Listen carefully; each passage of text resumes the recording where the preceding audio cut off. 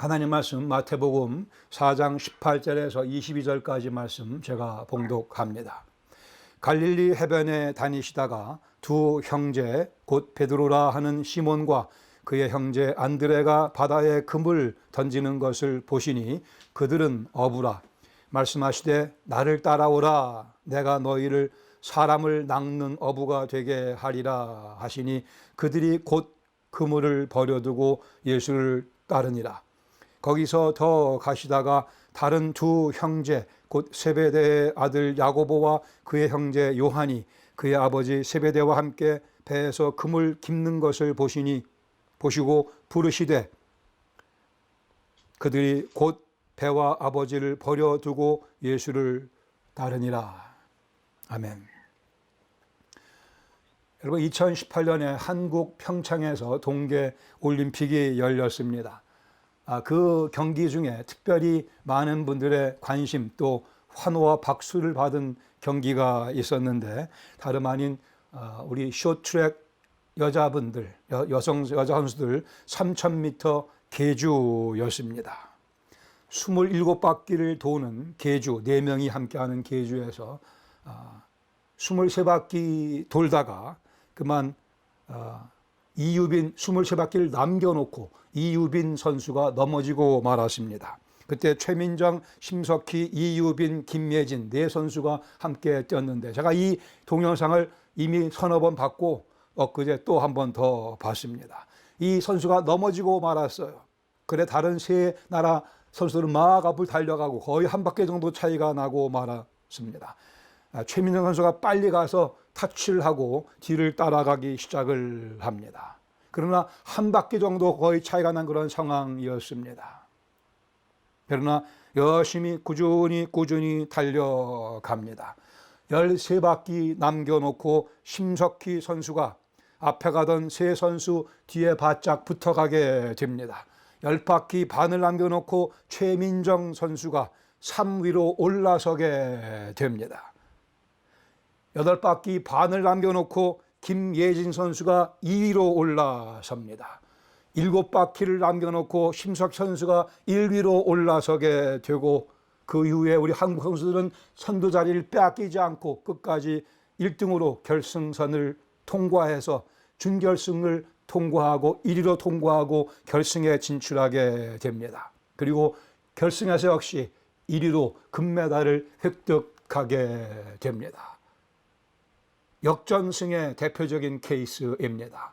실패했지만 그러나 관중들의 환호와 박수와 격려를 받으면서 우리 선수들이 힘을 다하여 열심히 스케이팅을 하고 결국은 1등으로 결승선을 통과했습니다. 여러분도 오늘 한번 가서 보세요. 평창올림픽 여자 계주 3000m입니다. 너무나 멋진 경기입니다. 저는 스포츠 경기 보는 것을 즐겨 합니다만은 이 쇼트트랙 정말 우리 한국 선수들이 잘하죠. 그런데 특별히 역전하는 경우 이 심석희 선수가 또 역전하는 케이스가 또 있어요. 한번 또 찾아보세요. 역전이 더 즐거운 데는 분명히 이유가 있을 것입니다. 실패했고 좌절할 수밖에 없고 포기할 수밖에 없고 그냥 주저앉을 만한 상황이 벌어져도 끝까지 이를 악물고 달려가는 그 모습, 힘을 다하여 달려가는 그 모습, 우리 주님께서도 기뻐하시리라 믿습니다. 우리가 신앙의 경주에서 자주 넘어집니다. 털썩 주저앉고 싶을 때가 많이 있습니다. 그러나 평창올림픽에 우리 대한민국 국민들이 박수와 환호로 우리 선수들을 응원하며 격려했던 것 같이, 아니 우리 주님께서도 그 이상으로 넘어진 우리 다시 일어나 달려가기를 박수하시며 환호하시며 응원해 주십니다. 주님께서 우리를 응원해 주신다는 사실을 결코 잊어버리지 마시기 바랍니다. 인생이 힘들어진다 여겨지시면 주님 나를 바라보고 계심을, 나를 위해 박수치고 계심을 목이 터져라 외치며 일어나 달려가라고 격려하시는 그 음성을 꼭 기억하실 수 있기를 바랍니다. 오늘 마태복음 4장 18절 이하에 있는 말씀을 중심으로 우리를 향한 주님의 뜻과 계획을 다시 한번 상기하기 원합니다. 우리가 이미 다 경험했던 사건이지만 다시 한번 이 말씀을 우리가 묵상하며 힘을 얻을 수 있기를 바랍니다. 본문에 두 개의 장면이 나타나, 첫 번째는 어부 베드로와 안드레를 소개하며 그들을 부르시는 장면입니다. 18절에 보시면 갈릴리 해변에 다니시다가 두 형제 곧 베드로라 하는 시몬과 그의 형제 안드레가 바다에서 금을 던지는 것을 보시고 그들은 근데 직업이 어부라 말씀합니다. 그리고 예수님께서 19절에 나를 따르라고 말씀하십니다. 나를 따라오라. 내가 너희를 사람을 낚는 어부가 되게 하리라. 너희들의 인생의 전환점을 내가 맞이하게 해 주겠노라. 평생을 어부로만 살지 말고 내가 갖고 있는 내 뜻대로 너희들의 인생을 새롭게 전개하기 원한다고 그들을 부르십니다. 아니 그들에게 명령하십니다. 20절에 베드로와 안드레가 즉각적으로 순종합니다. 그들이 곧 그물을 버려두고 예수를 따르기 시작합니다. 두 번째 장면은 야고보와 요한에 관한 얘기입니다. 21절에 보시면 야고보와 요한이 역시 소개되고 있죠. 거기서 더 가시다가 다른 두 형제 곧 세베대의 아들 야고보와 그의 형제 요한이 그의 아버지 세베대와 함께 배에서 금을 깁는 것을 보시고 역시 이들도 요한이었고 이 두 형제는 서로 잘 아는 사이였습니다. 여기 이제 이어서 예수님께서 그들을 향해서 또 말씀하십니다. 부르십니다. 베드로와 요한에게 하신 것과 동일한 말씀으로 그들을 부르시며 나를 따르라 명령하신 것으로 이해가 되자 22절에 보면 그들이 곧 배와 아버지를 버려두고 전적인 순종을 보여줍니다. 즉각적인 동시에 배와 아버지도 버려두고 예수를 따르는 발걸음을 시작하게 됩니다. 마태복음, 마가복음 1장 20절 말씀에 의하면 예수님께서 이들을 불렀을 때 이 야고보와 요한은 그 아버지 세베대를 품꾼들과 함께 배에 버려두고 즉 꽤 큰 그러한 수산업 도매상을 했던 것으로 이해가 됩니다. 다 내려놓고 이들은 예수님 따르는 제자의 삶을 시작했습니다. 우리 오늘 이 말씀을 근거로 두 개 정도의 교훈을 함께 나누기를 원합니다. 첫 번째, 우리는 예수님의 선택으로 제자가 되었습니다. 우리는 예수님의 선택하심을 받아 제자가 되었습니다. 당시 유대인들의 풍습은 배우고자 하는 학생이 선생님을 선택하며 찾아갔습니다. 그러나 예수님께서는 랍비이신 예수님께서는 당신이 학생들을 찾아와 제자를 삼고 계십니다. 선택하셨습니다. 그리고 나를 따르라고 명령하십니다. 초청이 아니었고 제안이 아니었음을 한번 보시죠. 나를 따르라고 명령하셨습니다. 요한복음 15장 16절에 말씀합니다. 너희가 나를 택한 것이 아니요 내가 너희를 택했다고 그리고 내가 너희를 택하여 세웠다고 말씀하십니다. 하나님이신 예수님께서 우리에게 여러분에게 저에게 하신 말씀입니다. 나를 따라오라 명령하셨고 내가 너를 택하여 세웠다고 말씀하십니다. 예수님 믿고 구원받은 확신이 있다고 한다면 우리 인생 예수님의 시각에서 바라보며 우리 인생 예수님의 시각에서 이해하며 우리 인생 예수님의 시각에서 살아가야 할 것입니다. 옛날에 우리 한국에서 그런 광경을 종종 보곤 했습니다. 고등학교 입학시험 보고 할 때 어머니들이 엿을 사다가 갖다 벽에 붙이는 턱 들러붙어라 합격을 기원하는 미신적인 행위였습니다마는 근데 떨어진 사람 많이 있었거든. 그때는요. 엿 아무리 갖다 붙여도 떨어져서 1차 떨어지고 2차 떨어지고 재수하고 혹시 여러분 중에도 그런 경험 하신 분이 계실지 모르겠지만 하나님 나라에서는 우리를 하나님께서 그리스도 예수를 통하여 합격생으로 우등생으로 불러주십니다. 내가 실력이 좋아서가 아니고 전적으로 하나님의 은혜로 이 말씀을 음미하시기 바랍니다. 예수님께서 우리를 합격자로 명명하십니다. 그리고 명령하며 우등생이 되라고 명령하고 계십니다. 하나님의 은혜로요. 우리가 예수님 찾아가서 스승 되어주세요 부탁하지 않았고, 많은 사람들은 스승에게 찾아갔을 경우에 거절당하기도 했습니다. 그러나 가장 뛰어나신, 가장 훌륭하신 랍비, 아니 진리 자체이신, 그리고 그분에게만 진리가 있는 그 스승께서 우리를 선택해서 제자 삼아 주셨음을, 이것이 그리스도에서의 복음인 것을, 이것이 우리가 경험한 구원인 것을 깊이 묵상해 보시기 바랍니다. 예수님 우리에게 명령하셨습니다. 나를 따라오라. 그리고는 우리를 천국 캠페인에, 하늘나라 캠페인 그 차 위에 우리를 태워 주셨습니다. 큰 확성기로 천국 복음을 외치며 다니는 그 멋진 트럭 위에 우리 인생을 올려놓으시고, 예수님이 선포하시는 그 소리, 우리도 덩달아 회개하라 천국이 가까웠느니라, 우리도 덩달아 선포할 수 있도록 그런 자격을 부여해 주셨습니다. 예수님께서 그 이후에 우리를 다 먹여주시고 입혀주시고 재워주시고 거처를 마련해 주시고 사랑을 나눌 친구를 만들어 주시고, 병이 들면 병에서 낫게도 해 주시고, 아니 병이 낫지 않는 경우도 있던데요. 예, 병이 낫지 않는 경우도 주님께서 늘 곁에 계셔 주시고 우리를 위로해 주시고 격려해 주시고 하늘나라 가는 그날까지 우리와 동행하시는 그 은혜를 우리에게 오늘도 베풀고 계십니다. 기억하셔야 되는 것은 예수님께서 오늘도 우리에게 매 순간순간마다 호흡을 공급하고 계시다고 하는 사실, 부인할 수 없는 감사드려야 되는 내용입니다. 팔과 다리에 근육에 힘을 공급해 주시는 주님, 이 눈이 제대로 볼 수 있도록 살펴주시는 주님, 약간 침침해지긴 하지만 그래도 안경 쓰면 훤하게 볼 수 있는 눈, 시력, 건강,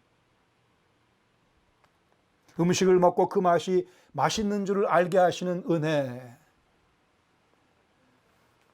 주님의 은혜가 우리의 삶을 덮고 있는 이유는 우리가 그분의 제자가 돼서 그렇습니다. 하나님께서는 물론 제자가 아닌 아직 예수님 안 믿는 사람들에게도 은혜를 베풀어 주시지만은 우리는 특별히 하나님의 귀한 은혜를 받으며 살아가고 있습니다.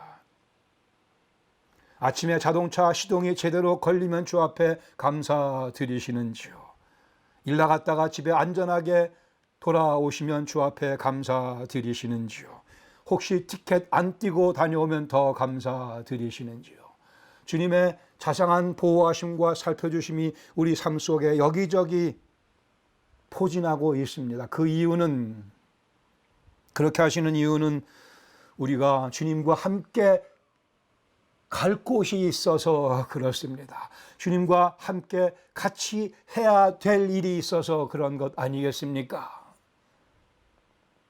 주님과 함께 말씀 나누며 주님과 함께 만져야 될 것이, 해야 될 일이 있어서 주님께서 우리 이 땅에 살게 하시며 그렇게 공급하시며 우리를 살피고 계시며 우리를 도구로 쓰고자 하시는 것입니다. 나를 따르라 명령하셨다고요. 초청하신 것 아니고 제안하신 것 아니고 명령하셨습니다. 하나님께서 아브라함에게 그리하셨고 사도 바울에게 그리하셨고 우리에게도 그렇게 하셨습니다. 아브라함 갈대아 우르에서 우상신을 섬기고 있을 때 영광의 하나님이 그에게 나타나셔서 가라고 명령하셨지 않습니까? 가볼래 말씀하지 않으셨어요. 가라고 명령하셨습니다. 내가 너를 향한 계획이 있으니 갈대아 우르를 떠나라고 말씀하셨습니다. 예수님의 도를 따르는 사람들을 죽이기 위해 다메섹으로 향하던 청년 사울, 부활의 영광의 주님께서 그에게 강렬한 빛으로 쉐키나 글로리로 나타나셨습니다. 그의 눈을 멀게 하시며 그에게 말씀하셨습니다. 나를 따르라. 주님께서 눈먼 사울의 눈을 뜨게 해주시기 위해서 아나니아를 파송하시며 아나니아에게 말씀하십니다. 사도행전 19장 15절에 이 사람은 내 이름을 이방인과 임금들과 이스라엘 자손들에게 전하기 위하여 택한 나의 그릇이라고 말씀합니다. 이 사울은 내 이름을 위하여 내가 택한 나의 그릇이라고 아나니아에게 사울이 어떤 사람으로 바뀔 것인가를 설명하고 계십니다. 우리를 향해 같은 말씀을 하시는 주님의 음성을 들으실 수 있기를 바랍니다. 정현이라고 하는 인생은, 여러분 한 분 한 분의 인생은 예수님께서 예수님의 이름을 위하여 친히 선택하신 예수님의 그릇이라고요. 이것이 우리 인생에 힘을 북돋아주지 못하면 우리 인생 무너지고 맙니다. 아니, 이 말씀이 진리이고 현실이기에, 하나님의 우리를 향한 계획이시기에 우리는 여기서 힘을 얻습니다. 우리가 내일을 살아야 되는 이유를 발견하며 오늘 즐거워해야 되는 이유를 발견합니다. 인생이 피곤하고 힘들다고요? 괜찮습니다. 그러나 왜 인생이 피곤하고 힘든가? 무엇 때문에 인생이 피곤하다 느끼며 무엇 때문에 인생이 힘들다고 느끼는가 하는 우리가 분명히 헤아려야 될 것입니다. 주님의 이름을 위하여 주님에 의해 택함받은 주님의 그릇으로 살아가는 과정 속에 우리가 때로 피곤하며 어려움을 느끼면 괜찮습니다. 주님께서 그것 살펴주시며 다 해결해 주십니다. 그러나 이것 아닌 엉뚱한 것들을 위해 피곤한 인생 살고 괴로운 인생 살면 이 말씀 가운데 교훈 받으셔야 됩니다. 주님의 뜻과 주님의 계획을 위하여 우리는 인생을 살아드려야죠. 여기 하나님의 전능하신 주권자 하나님의 계획이 있음을 다시 상기하셔야만 됩니다. 내가 나를 위하여 내가 택한 나의 그릇이라고 말씀하십니다. 여러분, 가끔 제가 아주 가끔 그런 얘기하는 분들을 제가 들으면 참 마음이 실망스러워요. 어쩌다 보니 예수 믿게 되었다. 그렇게 말씀하시면 안 되죠. 세상에 간이 큰 남자들이 있다고 그러잖아요. 어쩌다 보니 이 여자와 결혼하게 됐어. 이렇게 말하는 사람들 정말 간 큰 남자들입니다. 나중에 어떻게 감당하려고 그러세요? 어쩌다가 이 여자와 결혼한 거 아니잖아요. 아니, 어쩌다 구원받았어요? 아닙니다. 어쩌다 보니 내가 예수쟁이가 됐다고? 아니고요. 하나님의 계획 가운데 예수님이 우리를 정확하게 핀포인트 하시며 정현, 너는 나를 따르라 명령하셨기에 우리가 그리스도의 제자가 된 것입니다. 그렇게 말씀하시면 하나님이 서운해하세요. 예수님께서 피를 흘리시며 우리 영혼을 대속해 주셨는데 어찌 그렇게 얘기할 수 있습니까? 하나님의 값진 은혜로 자격 없는 나를 하나님께서 구원해 주시니 감사 무한 감사하나이다. 이 찬양이 계속 울려 퍼져야 될 것입니다. 하나님 나를 왜 구원하셨습니까? 아니, 의구심이 들 때가 있을 수 있어요. 괜찮습니다. 그러나 다시 십자가 앞에 나아가 생각하며 전후 좌우를 살피셔야 할 것입니다. 때로는 우리가 주님에 대한 관심이 아주 적어질 때가 있을 수 있겠으나 우리를 향한 주님의 관심은 항상 크며 항상 동일하게 그만한 강도로 우리를 향해 있습니다. 베드로와 안드레, 야고보와 요한을 직접 부르시며 나를 따르라 초청하신 예수님, 우리도 그리 초청해 주셨습니다. 아니, 명령하셨으며 이것이 우리가 살아가야 될 인생이라고, 즉 그리스도의 제자로 살아가는 것이 우리의 인생이라 명쾌하게 말씀해 주셨습니다. 그러기에 나는 제자의 삶을 살고 있는가, 나는 그러기에 고기를 잡고 있는가 묵상하시며 확신 가운데 일어서야 할 것입니다. 네, 주님, 저는 주님 명령하신 대로 예수님 따르고 있으며 사람을 취하는, 사람을 낚는 삶을 살고 있습니다. 두 번째, 우리는 예수님의 계획을 위해, 그러기에 예수님의 계획을 이루어 드리기 위해 우리는 제자가 된 것입니다. 마가복음 3장 14절에 말씀하기를 열두를 세우셨으니 이는 자기와 함께 있게 하시고 또 보내사 전도도 하며 귀신을 내쫓는 권능도 가지게 하려 하심이라 말씀하십니다. 이게 예수님의 계획이었습니다.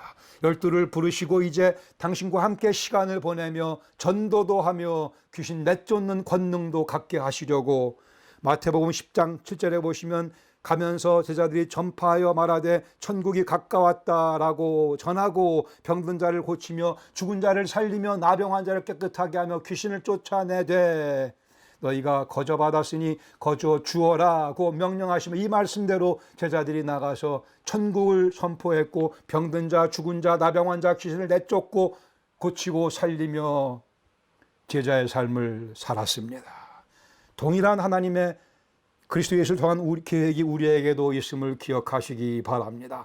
나가서 천국이 가까웠다 선포하며 병든 자를 예수님의 이름으로 위로하며 심지어 영원히 죽어있는 영혼들을 복음으로 살리며 나병 환자 그들에게 거룩함을 선사하며 사단에게 종노릇하는 귀신 들린 자들을 그리스도의 복음으로 자유케 하는 그 일이 우리가 즐겨야 될, 살아가야 될 인생입니다. 다시 한번 요한복음 15장 16절에 말씀하기를 너희가 나를 택한 것이 아니오 내가 너희를 택하여 세웠나니 이는 너희로 가서 열매를 맺게 하고 또 너희 열매가 항상 있게 하여 내 이름으로 아버지께 무엇이든 구하든지 다 받게 하려 함이라고 말씀하십니다. 여기 예수님의 계획이 놓여져 있습니다. 열매를 맺고 열매가 항상 있게 하여 예수님의 이름으로 아버지께 무엇을 구하든지 우리가 다 받으며 이 인생 즐기게 하시기 위해 제자의 삶을 살면 그 삶은 만사 형통하는 삶입니다. 아니 창에 찔려도 그 삶은 만사 형통한 삶입니다.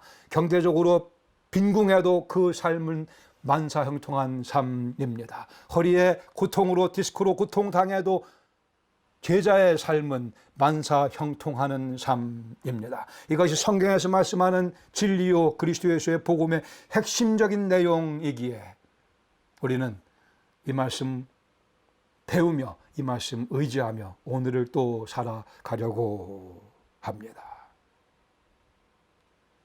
한 주간 사시면서 기뻐 찬송하실 수 있기를 바랍니다. 우리 부활의 영광의 주님께서 강렬한 영광의 찬란한 부활의 빛을 우리에게 비춰주십니다.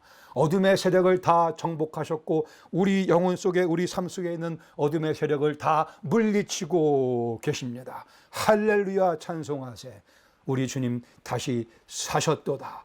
그 주님께서 저를 여러분을 향하여 명령하셨습니다. 나를 따르라. 기도하시겠습니다. 주님, 이 시간 다시 한번 주님의 음성을 듣습니다. 나를 따르라. 저에게 말씀하시는 그 음성, 우리 사랑하는 성도 한 분 한 분에게 직접 말씀하시는 그 음성 듣습니다. 거부하지 않게 하시고 명령에 순종하며 제자로서의 삶을 또 한 주간 살아가게 하시옵소서. 제자로 살아가는 삶의 의미가 무엇인가 주님 직접 가르쳐 주시기 바랍니다. 주님 말씀 앞에서 주님의 입김을 숨결을 경험하며 주의 만져주심을 경험하며 주의 말씀에 무릎 꿇으며 주님 묵상하며 주님 사랑한다 고백드리며 주님 제자의 삶 오늘도 가르치시며 인도하여 주시며 저희를 사용하여 주시옵소서. 진지하게 기도드리며 이 특권적인 삶을 살아가는 저희 모두 저희 가정 저희 교회 되게 하시며 주님께서 영광 받아 주시옵소서. 예수님의 이름으로 감사드리며 기도합니다. 아멘. 아멘.